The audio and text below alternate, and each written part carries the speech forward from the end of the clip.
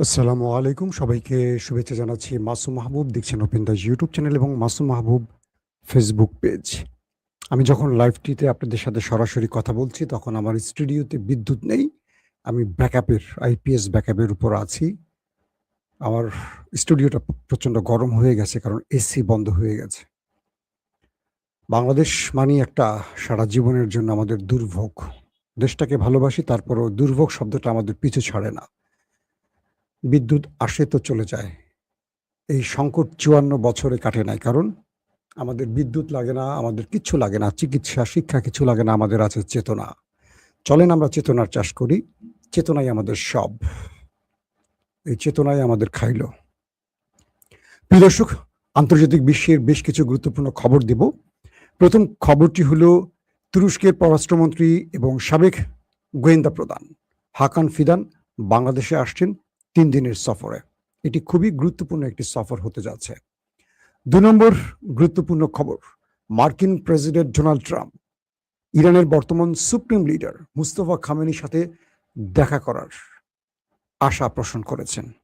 ৩ নম্বর গুরুত্বপূর্ণ খবর, মার্কিন যুক্তরাষ্ট্রের ২টো গুরুত্বপূর্ণ ঘাঁটিকে লন্ডভন্ড করে দিয়েছে ইরান। ইরান হঠাৎ এত ক্ষেপে গেল কেন?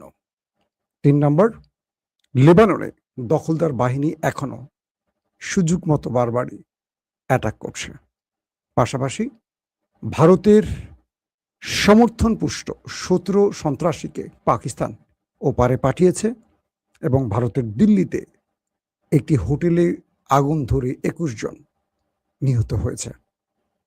এছাড়া আরও অনেকগুলো খবর থাকবে। আমি সংক্ষিপ্ত খবরগুলো দেবার চেষ্টা করব, কারণ আমার স্টুডিওতে এখন প্রচুর গরম কাজ করছে এসি বন্ধ হয়ে যাওয়ার কারণে। আমার নিজেরই থাকতে কষ্ট হচ্ছে, চেহারা চকচক করছে ঘাম। দর্শক, প্রথম গুরুত্বপূর্ণ খবরটি দিচ্ছি। মিল্লিত ইস্তেকবারাত তেশকিলাত, এমআইটি, যার পুরো মিনিংসটা বললাম। তুরস্কের অন্যতম গোয়েন্দা মাধ্যম। তুরস্কের এই গোয়েন্দা মাধ্যমটি হাকান ফিদান যখন এই চেয়ারটায় বসছেন, গোয়েন্দা প্রধান হয়েছেন, তারপর পুরো পৃথিবীতে একটা খ্যাতি ছড়িয়েছে। তুরস্কের গোয়েন্দা বাহিনী এত সক্রিয় বা এত স্ট্রং ছিল না। এটাকে স্ট্রং করেছেন হাকান ফিদান। পরবর্তী এরদোয়ান হাকান ফিদানকে পররাষ্ট্রমন্ত্রী করেছেন। তো এই পদে তাকে বসানোর অর্থ আরেকটি আছে। তুরস্কের বিভিন্ন রাজনৈতিক বিশ্লেষকরা বলছেন যে এরদোয়ান পরবর্তী তুরস্কে, অর্থাৎ এরদোয়ানের তো মেয়াদ প্রায় শেষ, তিনি হয়তোবা তার সংবিধান অনুযায়ী আর নির্বাচন করতে পারবেন না। তো এরদোয়ানের যে দল একেপি, সেই দল থেকে পরবর্তী রাষ্ট্রের প্রেসিডেন্ট পদে আসতে পারেন হাকান ফিদান। তাই এরদোয়ান তাকে তৈরি করছেন, নিবিড়ভাবে তাকে তৈরি করছেন, এবং তিনি বলা হয় যে খুব প্রজ্ঞাবান একজন পলিটিশিয়ান। তো তিনি বাংলাদেশে আসবেন, তার অনেকগুলো উদ্দেশ্য আছে। আমি এটা নিয়ে আলাদা একটা এপিসোড করব। আমাদের ওয়ালিদ ভাই থাকতে পারেন আমাদের সাথে। তো শুধু এইটুকু দেই যে তুরস্ক বাংলাদেশকে সামরিক খাতে অনেক দূর এগিয়ে নিতে চায়। শুধু সামরিক নয়, হাসপাতাল, চিকিৎসা, বিভিন্ন ক্ষেত্রে, শিক্ষা, কয়েকটি বিষয়ে তুরস্ক বাংলাদেশকে কিছু প্যাকেজ প্রোগ্রাম দেবে। কিছু তথ্যের মাধ্যমে বললাম। তো সেই বিষয়গুলো তুরস্ক বাংলাদেশ সরকারের সাথে আলোচনা করতে চায়। এর আগেও হাসিনার আমলে তুরস্কের পররাষ্ট্রমন্ত্রী এসছিলেন, মেভলুত চাভুসগ্লু, কিন্তু সেই সময় হাসিনা অল্প কিছু চুক্তি করেছিল, ভারতের ভয়ে বাকিগুলো করতে পারেনি। তো এবার যেহেতু তারেক রহমান প্রধানমন্ত্রী আছেন, ধারণা করা হচ্ছে তুরস্কের সাথে বাংলাদেশ অনেকগুলো মাইল ফলক তৈরি করবে বা অনেকগুলো বড় বড় চুক্তি করতে পারে। দর্শক, দ্বিতীয় যে গুরুত্বপূর্ণ খবর সেটি দিচ্ছি। আজকে সকালের লাইভে আমি আপনাদের বলেছিলাম যে ইরান এবং আমেরিকার মধ্যে ব্যাপক অ্যাটাক পাল্টা অ্যাটাক চলছে। পুরো বিস্তারিতটা আমি আপনাদের বলেছিলাম সকালের লাইভে। তারপর আমাদের আন্তর্জাতিক গণমাধ্যমগুলোতে দেখলাম আজকে সারাদিন সেই খবরগুলো দিয়েছে। কিছু খবর পরবর্তী সময় পাওয়া গেছে, যেগুলো এখন দিতে চাই। সেটা কি, আগে পেছনের খবরটা দিয়ে নেই। অর্থাৎ ইরানের একটি জাহাজকে টার্গেট করেছিল আমেরিকা।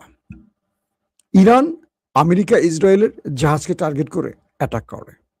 এরপর আমেরিকা আবার ইরানের আইআরজিসির একটি কি বলবো কমান্ডিং পোস্ট টার্গেট করে হিট করে। এরপর খেপে যায় ইরান। তারা একযোগে কুয়েত এবং বাহরাইনে মার্কিন ঘাঁটিগুলোকে লক্ষ্য করে সিরিজ অ্যাটাক করে। এটি ছিল সকালের আপডেট। কুয়েতের মার্কিন বিমান ঘাঁটিতে ব্যাপক অ্যাটাক হয়। এরপর বাহরাইনের মার্কিন ফিফথ নৌবহর, বলা হয় কি বলে, মধ্যপ্রাচ্যে আমেরিকার সবচেয়ে বড় নৌঘাঁটি হলো বাহরাইনে। এখান থেকে আমেরিকা তার শত্রু সকল রাষ্ট্রকে কন্ট্রোল করে, নজরদারি করে। এর মধ্যে প্রধান শত্রু হলো ইরান। ইরানের পুরো আইআরজিসির নৌবাহিনীকে এখান থেকে, বা হরমুজ প্রণালী বলি বা বাবুল মান্দাব বলি, প্রত্যেকটি জায়গাকে এই বাহরাইন থেকে কন্ট্রোল করে বা নজরদারি করে, কারণ বাহরাইন ইরানের খুব কাছাকাছি একটি দেশ। ইরান বাহরাইনে থাকা মার্কিন পঞ্চম নৌবহরে অ্যাটাক করা, নৌ সদর দপ্তরে অ্যাটাক করার অনেকগুলো মিনিংস আছে। আপনারা জানেন 40 দিনের যে যুদ্ধটা হয়েছিল আমেরিকা এবং ইরানের মধ্যে, সেই সময়টাতে ইরান এই বাহরাইনের পঞ্চম নৌবহরে, নৌঘাঁটিতে ব্যাপক অ্যাটাক করেছে, কয়েক দফা অ্যাটাক করেছে। এবার আবারও নতুন করে আজকে অ্যাটাক করেছে। প্রশ্ন হলো, এই ঘাঁটিটাকে কেন আমেরিকার নৌবহরটাকে টার্গেট করছে? বলা হচ্ছে এটা নেপথ্যে অনেকগুলো কারণ এখান থেকে ইরানকে নজরদারি করে আমেরিকা। এই নৌঘাঁটিতে আমেরিকা এমন কিছু সেন্সর সিস্টেম, রাডার সিস্টেম, নজরদারি সিস্টেম বসিয়েছে, পুরো হরমুজ বাবুল মান্দাব আমেরিকা ঘরে বসে দেখে। অর্থাৎ ইরান এবং হুতি বলি বা এই অঞ্চলে মার্কিন শত্রুদের প্রতিটি মুভমেন্ট আমেরিকা খুব নিখুঁতভাবে দেখতে পারে। ইরান চাইছে এখানে থাকা আমেরিকার যে রাডার সিস্টেম, নজরদারির যে বিষয়গুলো আছে, সেগুলোকে ধ্বংস করতে। তো প্রথম দিকেই আমেরিকার এই ঘাঁটিটাকে টার্গেট করে একাধিকবার অ্যাটাক হয়েছে, ব্যাপক ধ্বংসও হয়েছে। আমেরিকা অনেক জায়গায় পুনঃসংস্কারও করেছে। তো গতকাল রাতে আবারও ইরান সেই ঘাঁটিকে টার্গেট করে হিট করেছে। বলা হচ্ছে সেই ঘাঁটিতে ব্যাপক ক্ষয়ক্ষতি হয়েছে, কারণ ইরান ড্রোন এবং মিসাইলের সম্মিলিত অ্যাটাক চালিয়েছে। ইরান চাচ্ছে এই ঘাঁটিটি নিষ্ক্রিয় হয়ে যাক, যাতে করে আমেরিকা মধ্যপ্রাচ্যে তার নৌবাহিনীকে অ্যাক্টিভ রাখতে না পারে, কারণ এখান থেকেই পুরো মধ্যপ্রাচ্যের নৌবাহিনীর কমান্ডিং সিস্টেম কন্ট্রোল করা হয়। অর্থাৎ বাহরাইনে থাকে এই পঞ্চম নৌবহরের সদর দপ্তর বলা হয়, এবং এখানেই সেন্টকম তাদের সকল নজরদারির কাজ করে, এবং এখান থেকে পুরো মিডল ইস্টকে কন্ট্রোল করে নৌবাহিনীর মাধ্যমে আমেরিকা। ক্লিয়ার আশা করি। তো বলা হচ্ছে ইরান এই ঘাঁটিকে বারবার অ্যাটাক করে প্রতি অ্যাটাকই ব্যাপক ক্ষতি করছে, কিন্তু সম্পূর্ণভাবে এই ঘাঁটিটিকে কারেন্ট আসছে অবশেষে। তো এই পরিস্থিতির মধ্যে ইরান চেষ্টা করছে আমেরিকাকে, তার নৌবাহিনীকে আরো দুর্বল করার জন্য, কারণ এখান থেকেই তাদের নৌবাহিনীর রণতরী এয়ারক্রাফটগুলো এখান থেকে মুভ করে। তো কালকের যে অ্যাটাকটি রাতে করেছে ইরান, সেই অ্যাটাকে আমেরিকার অনেক বেশি ক্ষতি হয়েছে এমনটিও বলা হচ্ছে। প্রশ্ন হলো, আমেরিকা যখন নিজে নেতানিয়াহুকে লেবাননে আক্রমণ করতে নিষেধ করলেন, হঠাৎ করে তিনি আবার আক্রমণ করলেন কেন? ট্রাম্প নিজে কেন এই সিদ্ধান্তটি হঠাৎ করে নিলেন? এই প্রশ্ন উঠতেই পারে। একদিকে আপনারা দেখেছেন যে ট্রাম্প নেতানিয়াহুর বাপ মা তুলে গালাগালি করছে, 14 গোষ্ঠী উদ্দেশ্য করে গালাগালি করছে, একদম ব্যাপক আকারে যা তা বলেছে যে তুমি কার অনুমতি নিয়ে লেবাননে হামলা করো, আমি একদিকে যুদ্ধ বন্ধ করতে চাই আর তুমি আবার ওখানে অ্যাটাক করে ইরানকে পাল্টা পথে নিচ্ছ, এটা তো তোমার অন্যায়। নেতানিয়াহুকে ধোলাই শেষে আজকে নিজেই আবার অ্যাটাক করে বসছেন। তবে সেন্টকম বলছে, তাদের সেন্ট্রাল কমান্ড সেটা বলছে যে ইরান তাদের উপরে আগে অ্যাটাক করেছে। তো আমেরিকা তাদের নিরাপত্তার প্রশ্নে, আত্মরক্ষার প্রশ্নে ইরানের উপর অ্যাটাক করেছে। যদি ইরান আগে অ্যাটাক করেই থাকে, তাহলে একটি প্রশ্ন আসতে পারে, ইরান কি আমেরিকাকে তোয়াক্কাই করছে না যে তারা মন চাইলে আমেরিকাকে অ্যাটাক করতে পারে? আর যদি আমেরিকা মিথ্যা বলে থাকে, তাহলে আমেরিকা কোন কারণে ইরানের উপর অ্যাটাক করে আবার বলছে আত্মরক্ষার জন্য আক্রমণ করছে? তার মানে আমেরিকা কি একটা যুদ্ধ চাইছে? বিশ্লেষকরা বলছেন আমেরিকা মূলত ইরানকে চাপে রাখতে চায় সামরিকভাবে, কিন্তু ইরান বলে দিয়েছে যে আমরা শত্রুর কোনো চাপকে তোয়াক্কা করি না। ইরানের জাতি প্রস্তুত আছে, যে কোনো সিদ্ধান্ত, যে কোনো আগ্রাসন মোকাবেলার জন্য ইরানের জাতি প্রস্তুত। এটা আইআরজিসির একজন কমান্ডার বা জেনারেল আজকে জানিয়েছেন। তাদের খাতামুল আম্বিয়া, তার যে হেডকোয়ার্টার, সেখান থেকে এই একই বিবৃতি আসছে তারা বলছেন আমরা শত্রুর জন্য আমাদের যে টাচ বা আমাদের সারপ্রাইজ রেখেছি, আমরা কিঞ্চিত ব্যবহার করেছি। আরো বিগ সারপ্রাইজ, আরো মেজর কি বলবো তুরুপের তাস আমরা শত্রুর জন্য জমা রেখেছি। শত্রুকে আগামী দিনগুলোতে আমরা দেখাবো। এই বক্তব্যটি নিয়ে কিন্তু রীতিমতো আলোচনা চলছে যে আসলে ইরানের হাতে কি আছে। এখন ইরান যা বলছে তা কিন্তু করে দেখাচ্ছে। ইরানের বর্তমান মুভমেন্ট বলছে ইরান করে দেখাচ্ছে, ইরান কোনো কিছুকে আর তোয়াক্কা করছে না। দর্শক, তারপরের গুরুত্বপূর্ণ খবরটি হলো ডোনাল্ড ট্রাম্প তাদের দেশের অর্থাৎ আমেরিকার একটি জনপ্রিয় পডকাস্টে বলেছেন আজকে, তাকে প্রশ্ন করা হলে তিনি বলছেন, আমি ইরানের সর্বোচ্চ নেতা মুস্তফা খামেনির সাথে দেখা করতে মুখিয়ে আছি। আমি ধারণা করছি তিনি অসুস্থ আছেন, তার শরীরের বিভিন্ন অঙ্গহানি হতে পারে অ্যাটাকের কারণে। তবে আমি তার সাথে আলোচনা করার জন্য বা তার সাথে দেখা করার জন্য মুখিয়ে আছি। আমার শখ তার সাথে মুখোমুখি কথা বলা। ইরান এবং আমেরিকার মধ্যে একটা বন্ধুত্বপূর্ণ আলোচনা চলছে। আশা করা হচ্ছে দুটো দেশ শান্তি প্রতিষ্ঠায় আলোচনায় সম্মত হবে এবং এই যুদ্ধ বন্ধ হবে। ট্রাম্প বলছেন তার বাবা আলী খামেনি তিনিও একজন বর্ষিয়ার নেতা ছিলেন। এটা বলেন নাই তাকে আমরা মেরে দিয়েছি, এটা বলেননি, বলছেন ছিলেন। এবং ইরানের জনগণের কাছে তিনি অনেক জনপ্রিয় ছিলেন এবং তার ছেলে হয়তো তিনি বাবার অনুসরণ করেই রাষ্ট্র ব্যবস্থা পরিচালনা করবেন এবং তিনিও ইরানের জনগণের কাছে তুমুল জনপ্রিয়। তো আমার আশা থাকবে তার সাথে এখন কিভাবে দেখা করব এই বিষয়টি আমি জানি না, বাট তার সাথে আমার দেখা করার ইচ্ছা আছে। অর্থাৎ ট্রাম্প এই বক্তব্যটি বিশ্বকে জানিয়েছেন। এখন যদি কেউ খামেনির পুত্রকে জানান, আপনাদের আমাদের দর্শকদের মধ্যে কেউ খামেনির পুত্রের নাম্বার জানেন কিনা একটু জানিয়ে দেন যে ট্রাম্প দেখা করতে চান। অর্থাৎ ট্রাম্প তার সাথে দেখা করার জন্য এখন মুখিয়ে আছে। বুঝতে পারছেন ট্রাম্প কি পরিমাণ ধোলাইটা খাইছে যে তার সাথে এখন একটু বন্ধুত্ব করতে চায়, তার সাথে এখন দেখা করতে চায়। এবং তিনি বলছেন আমার সবার সাথে দেখা করতে ভালো লাগে। তো তিনি চীন থেকে কি নিয়ে এসছেন আমরা জানি, কিছু পাইনি।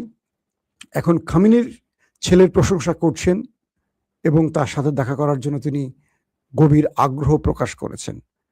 আশা করি শীঘ্রই তাদের মধ্যে একটা দেখা সাক্ষাৎ হোক। এবং তিনি এটাও বলছেন যে আমাদের আলোচনা অনেক দূর চলে গেছে।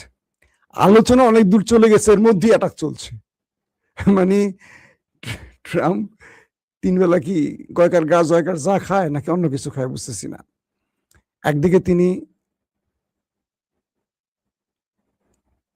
একদিকে তিনি অ্যাটাক করছেন, আর একদিকে ট্রাম্প তার সাথে আলোচনা করতে চাচ্ছেন। দর্শক আসেন আরো দুটো গুরুত্বপূর্ণ খবর দেয়। লেবাননেও দখলদার বাহিনী অ্যাটাক করছে। আজকেও জানা গেছে 1 ডজনের মতো মানুষ শাহাদাত বরণ করেছে, প্রচুর হতাহত হয়েছে।